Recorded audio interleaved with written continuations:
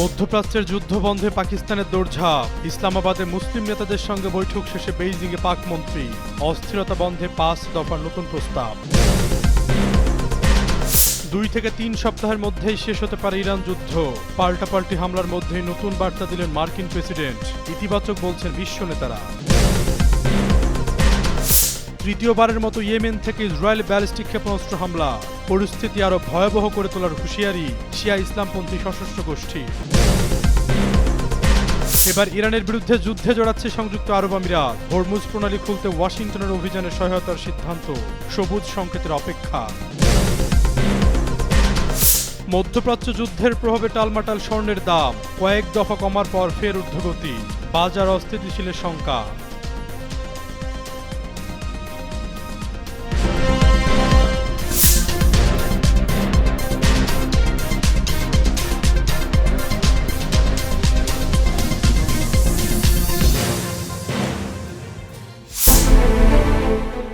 Iran পরিস্থিতি নিয়ে Saudi, তুরস্ক ও মিশরের পররাষ্ট্রমন্ত্রীদের সঙ্গে ইসলামাবাদে বৈঠকের পর পাকিস্তানের পররাষ্ট্রমন্ত্রী মোহাম্মদ ইসাকদার মঙ্গলবার বেইজিং সফরে গেছেন।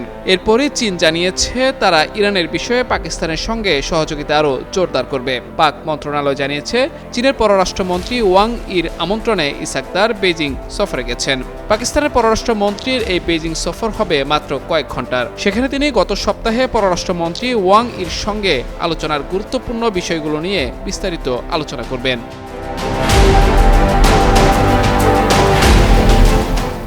পাকিস্তানের পররাষ্ট্রমন্ত্রী বেইজিং এর উদ্দেশ্যে রওনা হওয়ার কিছু সময় পরই চীনের পররাষ্ট্র মন্ত্রণালয়ের মুখপাত্র মাও নিং বলেন, ইরানের বিষয়ে চীন ও পাকিস্তান তাদের সহযোগিতা জোরদার করবে। মাও নিং চীন ও পাকিস্তানকে সবসময় কৌশলগত অংশীদার হিসেবে উল্লেখ করেন। তিনি বলেন, দুই দেশের পররাষ্ট্রমন্ত্রীরা ইরান পরিস্থিতি নিয়ে কৌশলগত যোগাযোগ ও সমন্বয় বৃদ্ধি করবেন এবং শান্তি বজায় রাখতে নতুন করে প্রচেষ্টা চালাবেন।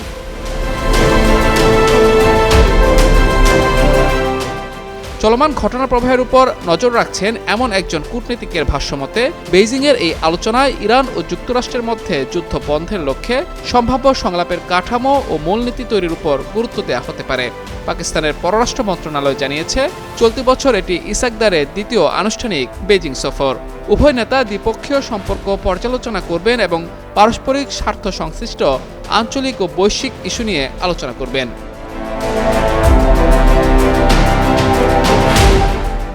ইরান যুদ্ধ বন্ধের মধ্যস্থতাকারী হিসেবে পাকিস্তানের ভূমিকার প্রতি চীনের সমর্থন ব্যক্ত করেন ওয়াং ই। ইসলামাবাদের এই কূটনৈতিক প্রচেষ্টার বিষয়ে মন্তব্য করতে গিয়ে পাকিস্তানে নিযুক্ত ইরানের রাষ্ট্রদূত রেজা আমিরি মোকাদ্দম বলেন, ইরানের বিরুদ্ধে যুক্তরাষ্ট্র ও ইসরায়েলের আগ্রাসন বন্ধ করতে এবং ওই অঞ্চলে শান্তি ও স্থিতিশীলতা ফিরিয়ে আনতে বন্ধুপ্রতিম ও ভ্রাতৃপ্রতিম দেশ পাকিস্তানের উদ্যোগ প্রশংসার দাবি রাখে।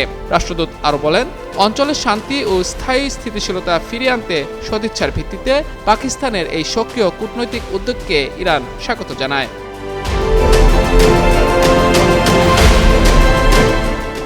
গত সপ্তাহে ইসলামাবাদে সৌদি আরব, তুরস্ক ও মিশরকে নিয়ে অনুষ্ঠিত 4 দেশীয় বৈঠকের পর ইসাকদার চীন সফরে গেলেন। বৈঠকে পররাষ্ট্রমন্ত্রীরা প্রায় 100 মিনিট আলোচনা করেন এবং উত্তেজনার প্রশমন ও সংলাপের প্রয়োজনীয়তার উপর জোর দেন। মন্ত্রীরা ওয়াশিংটন ও তেহরানের মধ্যে কাঠামোগত আলোচনার পরিবেশ তৈরির প্রচেষ্টার প্রতি সমর্থন জানিয়েছেন। ওই বৈঠকের পর ইসাকদার আভাস দিয়েছিলেন, পাকিস্তান শিগগিরই সরাসরি যুক্তরাষ্ট্র ইরান আলোচনার আয়োজন করতে পারে। ইসলামাবাদে আলোচনার আয়োজন করতে পাকিস্তান তাদের তৎপরতা বাড়িয়ে দিয়েছে।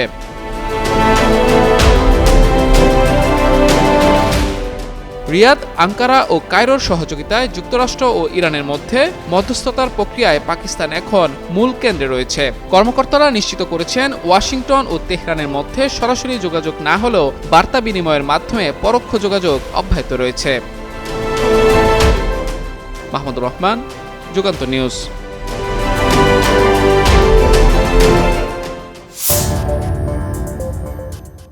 যুক্তরাষ্ট্র 2 থেকে 3 সপ্তাহের মধ্যে ইরানের বিরুদ্ধে তাদের সামরিক অভিযান শেষ করতে পারে বলে জানিয়েছেন মার্কিন প্রেসিডেন্ট ডোনাল্ড ট্রাম্প। এক প্রতিবেদনে বার্তা সংস্থা রয়টার্স এ তথ্য নিশ্চিত করেছে। রয়টার্স জানায়, মঙ্গলবার হোয়াইট হাউসের ওভাল অফিসে সাংবাদিকদের ট্রাম্প বলেন, আমরা খুব শিগগিরই সেখান থেকে চলে আসব।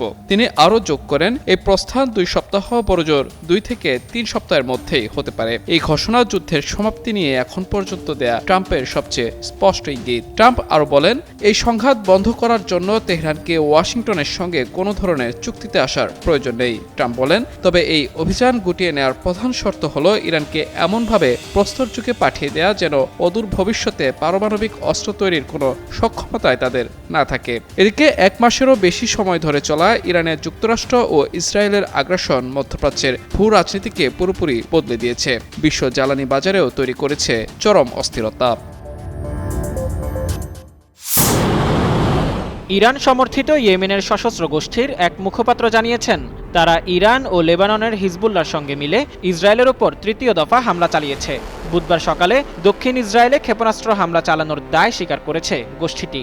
ইরান ও হিজবুল্লাহর সঙ্গে সমন্বয় করে এই অভিযান চালানো হয়েছে বলে দাবি করছেন তারা। তেহরান সমর্থিত এই গোষ্ঠীটি বলেছে, তারা এক ঝাঁক ব্যালিস্টিক ক্ষেপণাস্ত্র দিয়ে ইসরায়েলি শত্রুদের স্পর্শকাতর লক্ষ্যবস্তুকে লক্ষ্য করে তৃতীয় এই সামরিক অভিযান পরিচালনা করেছে। লেবানন, ইরান, ইরাক এবং দখলকৃত পশ্চিম তীর ও গাজায় ইসরায়েলি হামলা অব্যাহত থাকলে পরিস্থিতি আরও ভয়াবহ করে তোলার হুমকিও দিয়েছে গোষ্ঠীটি। ইসরায়েলি সেনাবাহিনী ইয়েমেন থেকে ছোড়া একটি ব্যালিস্টিক ক্ষেপণাস্ত্র মাঝ পথে ধ্বংস করার প্রায় 3 ঘন্টা পর হুতিদের এই বিবৃতি এলো, কিন্তু এই ঘটনায় কোনো হতাহতের খবর পাওয়া যায়নি।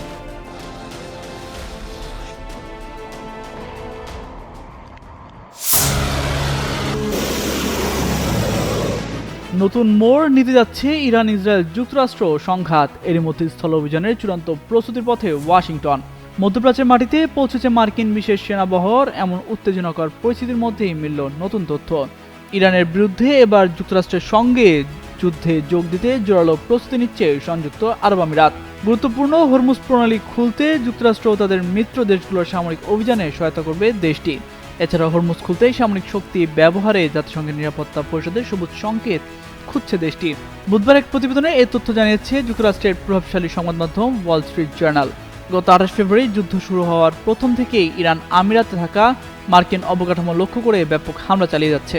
আমিরাতের এক কর্মকর্তা বলছেন, তারা যুক্তরাষ্ট্র, ইউরোপ ও এশিয়ার কয়েকটি দেশকে মিলে জোট গঠনের আহ্বান জানিয়েছেন। যে জোট সামরিক উপায়ে জোরপূর্বক হরমুজ প্রণালী খুলবে। হরমুজকে ইরানের নিয়ন্ত্রণ থেকে কিভাবে মুক্ত করা যায় এবং আমিরাত এতে সামরিকভাবে কি অবদান রাখতে পারে সেটি এখন দেখছে। এ ব্যাপারে দেশটির পররাষ্ট্র মন্ত্রণালয়ের সঙ্গে যোগাযোগ করা হলে তারা প্রতিবেদনের তথ্যটি অস্বীকার করেনি। তারা বলছে, হরমুজ প্রণালীতে নৌ চলাচলের স্বাধীনতা বজায় রাখার বিষয়ে একটি প্রভাবশালী বৈশ্বিক ঐকমত্য তৈরি হয়েছে। গত 28 ফেব্রুয়ারি ইরানের উপর যৌথ হামলা চালায় ইসরায়েল ও যুক্তরাষ্ট্র। এর পরপরই হরমুজ বন্ধ করে দেয় তেহরান। এখান দিয়েই বিশ্বের প্রায় 20% তেল সরবরাহ হয়। হরমুজ সবার জন্য উন্মুক্ত না থাকায় এখন বিশ্বব্যাপী জ্বালানি সংকট তৈরির শঙ্কা দেখা দিয়েছে। মধ্যপ্রাচ্য সংকট আর ভূরাজনৈতিক অস্থিরতার কারণে বিশ্ববাজারে বেড়েছে স্বর্ণের দাম। বুধবার মূল্যবান ধাতুটির দাম বেড়ে প্রায় 2 সপ্তাহের সর্বোচ্চ পর্যায়ে পৌঁছেছে। প্রতিবেদনে বলা হয়েছে, ইরানের সঙ্গে যুদ্ধ 2 থেকে 3 সপ্তাহের মধ্যে শেষ হতে পারে। মার্কিন প্রেসিডেন্ট ডোনাল্ড ট্রাম্পের এমন মন্তব্যের পর ডলারের দুর্বলতায় স্বর্ণের দাম বেড়েছে। এটি সামনে আরও প্রভাব ফেলতে পারে। এদিন স্পট গোল্ড 0.4% বেড়ে প্রতি আউন্স 4685.79 ডলারে দাঁড়ায়। এর আগের দিনের মধ্যে এটি 4723.21 ডলারে পৌঁছায়, যা 20 মার্চের পর সর্বোচ্চ। একই সময়ে এপ্রিল ডেলিভারির জন্য যুক্তরাষ্ট্রের স্বর্ণ ফিউচার 0.8% বেড়ে 4713.40 ডলারে ওঠে। মার্কিন ডলার সূচক 0.2% কমে যাওয়ায় অন্যান্য মুদ্রা ব্যবহারকারীদের জন্য ডলারে মূল্য নির্ধারিত পণ্য আরও সাশ্রয়ী হয়ে ওঠে। মারেক্সের বিশ্লেষক অ্যাওয়ার্ড মেয়ার বলেন, যুক্তরাষ্ট্র হরমুজ প্রণালী পুনরায় চালু না করেও 2-3 সপ্তাহের মধ্যে যুদ্ধ শেষ করতে পারে।